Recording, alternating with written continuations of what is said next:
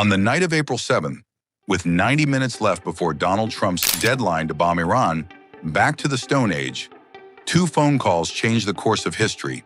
Trump called Netanyahu, and Trump called a Pakistani general, not a president, not a foreign minister, a military officer from a country America had largely written off after decades of complicated relationships.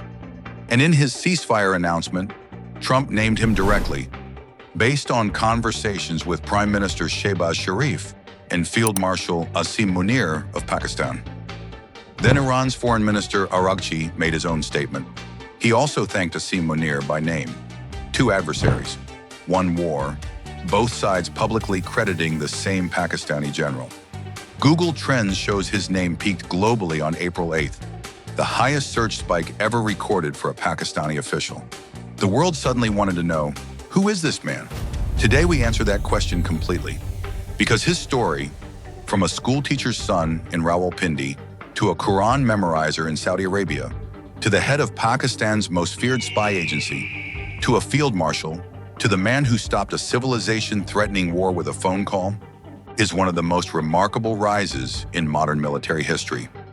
Asim Munir was born in 1968 in Rawalpindi, Pakistan's garrison city, home of the Army's general headquarters. His father was not a general, not a politician, not from the elite. Syed Sarwar Munir Shah was a school teacher and the imam of a local mosque, Masjid al-Quraish, in the Deri Hassanabad neighborhood. He delivered Friday sermons. He taught his children the Quran. That religious upbringing shaped Asim Munir in ways that distinguish him from almost every other military leader in the world today. He memorized the entire Quran, all 114 chapters, 6,236 verses, becoming a Hafiz. He did this not in a madrasa, but while serving as a young Pakistani military officer posted to Saudi Arabia. The discipline to memorize scripture under those conditions tells you something essential about the man's character. He entered the Pakistan Army through the officers' training school in Mangla, not the more prestigious Pakistan Military Academy at Kakul, but he distinguished himself enough to earn the Sword of Honor, given to the top cadet. From that beginning, his rise was defined not by connections but by intelligence, specifically by intelligence work. He became Director General of Military Intelligence in 2016. Then, in 2018, he was appointed Director General of the ISI, Pakistan's Inter-Services Intelligence, one of the most powerful spy agencies in the world.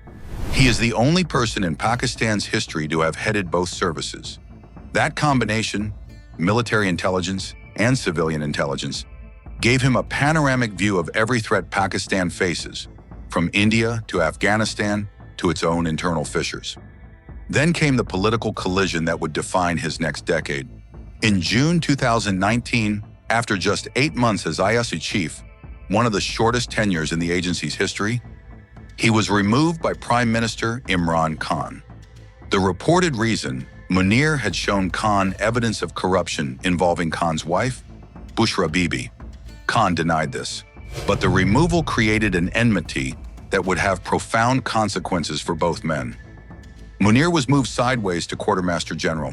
Most careers would have ended there. His did not.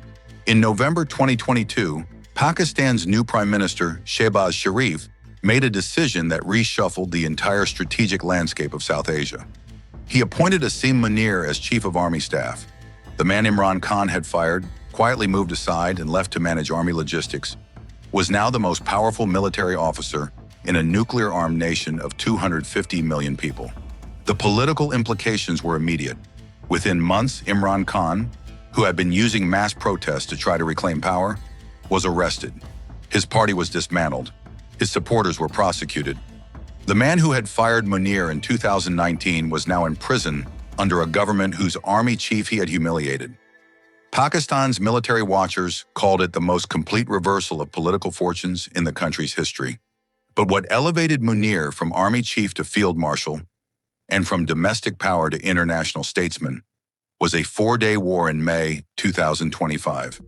On April 22, 2025, a terrorist attack in Pahalgam, Indian-administered Kashmir, killed 26 civilians, most of them tourists. India blamed Pakistan.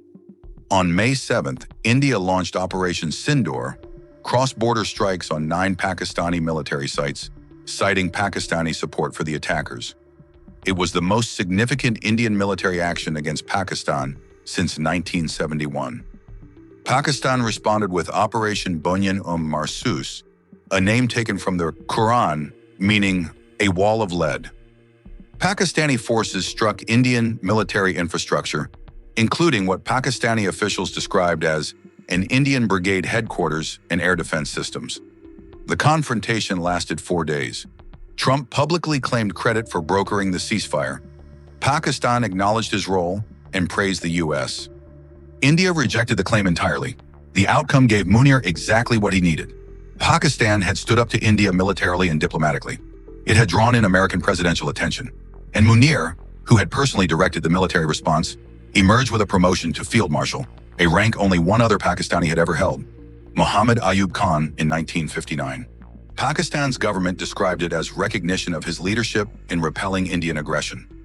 More critically for what would happen next, the India-Pakistan crisis opened a direct, personal channel between Asim Munir and Donald Trump, and Trump began calling him his favorite field marshal.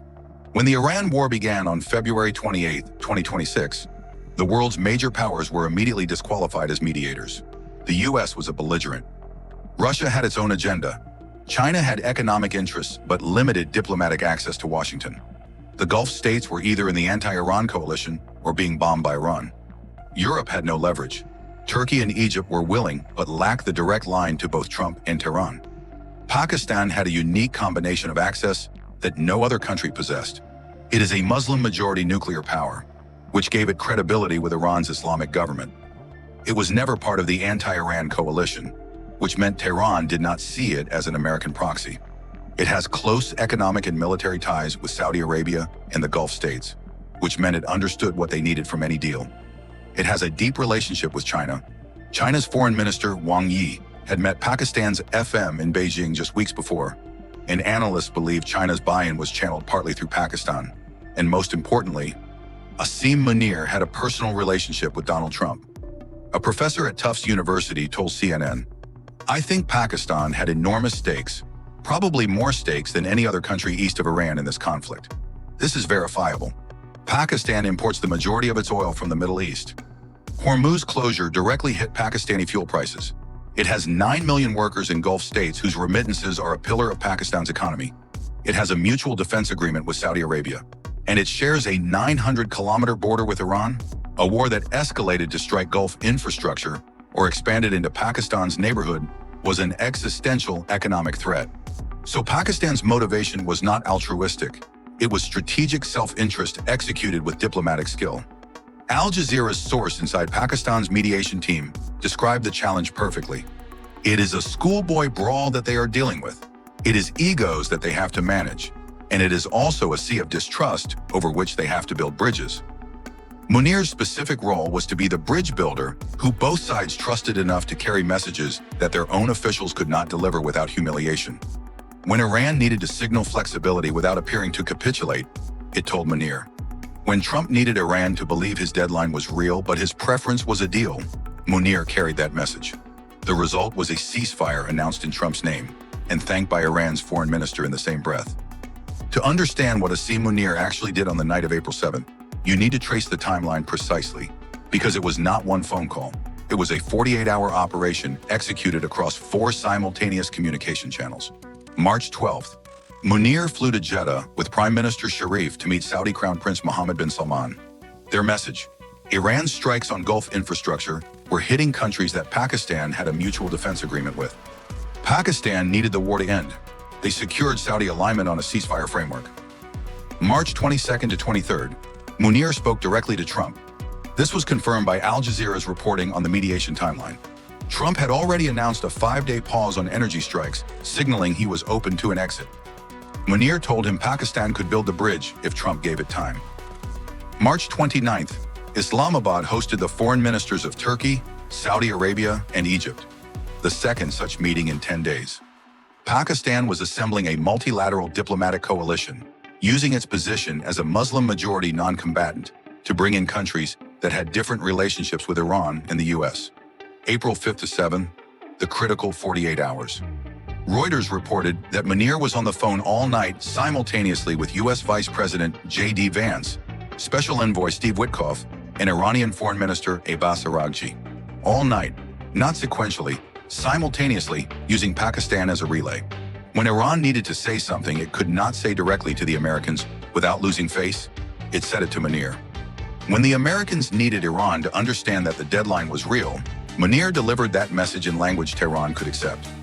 April 7th, approximately 6 p.m. Eastern, PM Sharif posted his public request on X, asking Trump to extend the deadline and asking Iran to open Hormuz as a goodwill gesture. This was the public signal that the private negotiation had reached its closing phase. April 7th, 6:32 p.m. Eastern, Trump posted his ceasefire announcement. He named Sharif, he named Munir. He said they had requested he hold off the destructive force. The New York Times reported that in the final minutes before that post, Trump made 2 calls, one to Netanyahu, one to Munir. 90 minutes before civilization, in Trump's telling, was going to die. One Pakistani general, one phone call. For decades, Pakistan's international reputation was defined by 4 things: nuclear weapons, the Taliban, terrorism, and a struggling economy. It was a country the United States praised when it needed it and pressured when it didn't. Trump himself, in his first term, accused Pakistan of harboring terrorists while accepting American aid. He cut military assistance. He tweeted insults. 8 years later, the same Trump named a Pakistani army chief personally in the most consequential diplomatic announcement of his presidency. What changed? Pakistan did. Specifically, Pakistan's military leadership made a series of calculated investments in relationships and positioning that paid off precisely when the world needed a neutral bridge. The White House visit in September 2025, the India-Pakistan conflict management in May 2025 that gave Trump a diplomatic win he could claim. The consistency of Pakistan's position as a Muslim-majority country that was friends with the Gulf states, not hostile to Iran, not in the anti-Iran coalition, and yet personally connected to Trump. This did not happen by accident. It was the product of Munir's deliberate strategy to make Pakistan indispensable. CNN's analysis described it as a stunning pivot for a country historically viewed through the lens of deep security concerns. Tufts professor Fahd Humayun told CNN, "There was a very real desire in Pakistan to try and broaden the relationship with Washington. Pakistan came out of the conflict with India slightly more restrained because it very publicly acknowledged it was in favor of de-escalation and acknowledged the Trump administration's role in doing that. Now Pakistani media is calling for a Nobel Peace Prize nomination for Munir and Sharif. The international reaction has been extraordinary. Kazakhstan's president congratulated Pakistan. Malaysia's PM praised it. World leaders across the global south acknowledged what Islamabad had achieved. But there is also a harder question analysts are beginning to ask. What does Pakistan want in return? Munir did not do this for free. Pakistan's economy needs IMF support. It needs access to international markets after years of near default. It needs the US to reconsider its growing tilt toward India. The ceasefire gave Pakistan extraordinary leverage, and Islamabad knows it. Asim Munir's story is not finished. The Islamabad talks are ongoing. The ceasefire is fragile. The 10-point plan and 15-point plan are still being negotiated. The Nobel Peace Prize campaign in Pakistan is premature. The ceasefire may still collapse. But what is already true is this. A schoolteacher's son from Rawalpindi, who memorized the Quran in Saudi Arabia, who was fired by a prime minister he would later see imprisoned, who led Pakistan through its most significant military confrontation in 50 years, who built a personal relationship with the American president. That man made 2 phone calls on the most dangerous night of 2026 and stopped a war. He did not do it with troops. He did not do it with bombs. He did it because both sides trusted him enough to say things through him that they could not say to each other. That is what diplomacy looks like when it works. Not press conferences and communiques. 1 man, 2 phones, all night. Whether the Islamabad talks succeed, whether a permanent deal is reached, whether the Nobel Prize discussion is ever serious, all of that is still to be determined. What is already determined is that Pakistan's position in the world is not what it was on February 27th, and Asim Munir is the reason why. Subscribe, because the Islamabad talks continue, and the man at the center of them has more moves left to make.